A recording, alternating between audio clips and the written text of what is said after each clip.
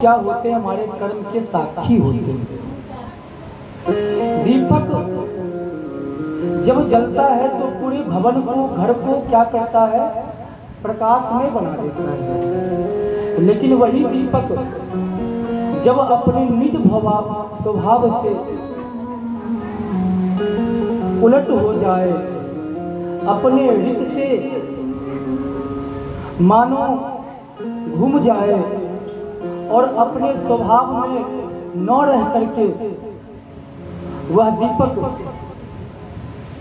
अगर अंधकार के रूप में फैल जाए तो वही क्या होता है? जिस भवन में दीपक जल करके प्रकाश में हो रहा था वही भवन को विध्वंसक बना देता है।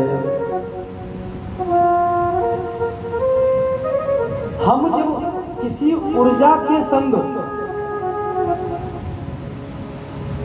शक्ति को संयोग करा करके, जैसे हमारे मन में ऊर्जा है जो हम पूजा पाठ करें, लेकिन उसमें हम शरीर के शक्ति को लगा करके जब कोई कार्य करते हैं तो वो विध्वंसक हो जाता है।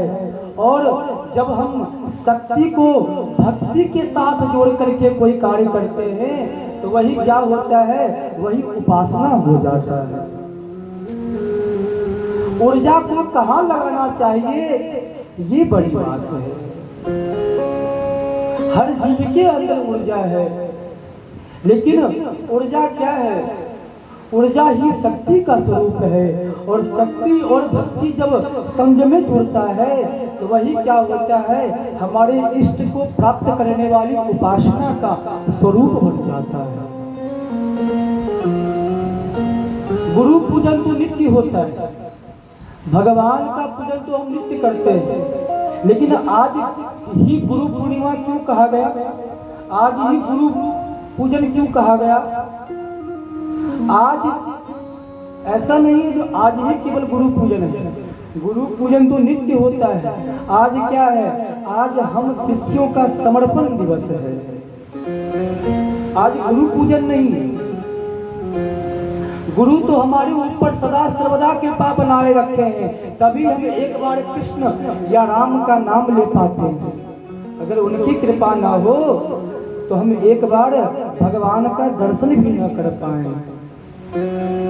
माता जी, आज गुरु पूजन तो है ही, लेकिन आज क्या है? आज शिष्य किस भाव से समर्पण हो रहा है, आज मूल वही दिवस है। देखिए, जीवन में गुरु मिल जाए ये कोई बड़ी बात नहीं है। जीवन में हम शिष्य किस प्रकार से और कैसे बने ये बड़ी बात है। भगवान के अंदर तो शक्ति है ही, लेकिन जीव के अंदर वो उपासना का भाव होना चाहिए जो भगवान को वो प्रसन्न कर पाए। भगवान के अंदर कृपा भी है, भगवान के अंदर करुणा भी है, भगवान के अंदर शक्ति भी है, और भगवान के अंदर क्या है? कृपा भी है।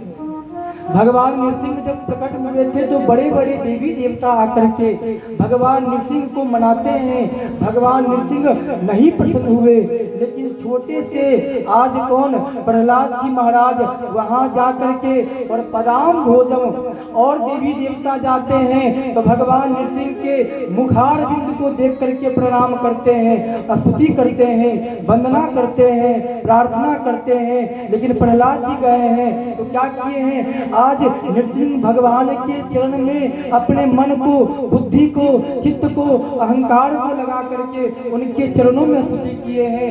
यही एक जीव का स्वभाव होना चाहिए। भगवान नृसिंह के अंदर तो शक्ति था ही, भगवान के अंदर तो शक्ति रहता ही है, लेकिन हम जीव किस प्रकार से भगवान के शरण में जाए ये बड़ी बात है। और भगवान की शरण में जाने के बाद भी हमारे जीवन में शोक, मोह, भयापहा यह तीन ताप शांत नहीं हुए तो आप पूरे जीवन कथा सुनो, आप पूरे जीवन भगवान का भजन करो, आप पूरे जीवन भगवान के धाम में वास करो, आप पूरे जीवन भगवान की लीला को श्रवण करो, आप मानो कुछ नहीं किए। इसलिए सदगुरुदेव भगवान तो सदा सर्वदा के लिए पूजे जाते हैं। बड़ी बात यह है जो आज हम शिष्य आदि उनके शरण में किस भाव से जाएं, इसी को कहते हैं गुरु पूजन दिवस। बोलो सद्गुरुदेव भगवान की जय।